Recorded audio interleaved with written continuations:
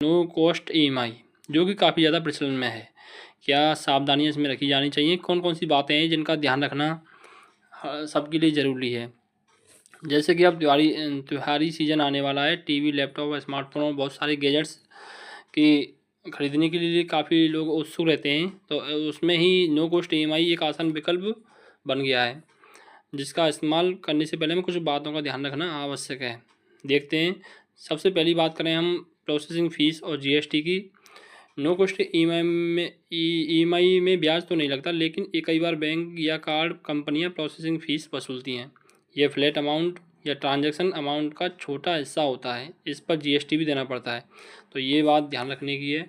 दूसरा पॉइंट है डिस्काउंट का घाटा। कई बार ऐसा होता है कुछ प्रोडक्ट्स पर अक्सर कैश डिस्काउंट या ऑफ़र मिलते हैं, लेकिन ये ऑफ़र ज़्यादातर एक मुश्त भुगतान पर ही मिलते हैं। अगर आप नो कॉस्ट ईएमआई का विकल्प चुनते हैं तो ऐसे डिस्काउंट मिस हो सकते हैं।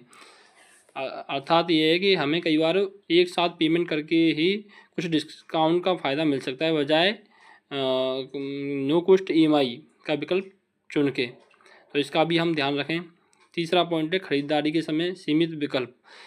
हर प्रोडक्ट पर नो कॉस्ट ईएमआई का विकल्प उपलब्ध नहीं होता है। कई बार यह सुविधा सिर्फ कुछ खास प्रोडक्ट्स या चुनिंदा बैंकों के कार्ड पर ही मिलती है।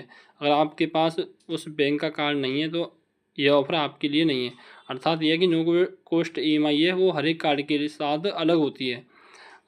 यदि आपके पास एसबीआई बैंक का कार्ड है और जो ऑफ़र है वो आईसीआईसीआई बैंक के कार्ड के लिए अवेलेबल है, तो आप उसका फ़ायदा नहीं उठा सकते। Thank you.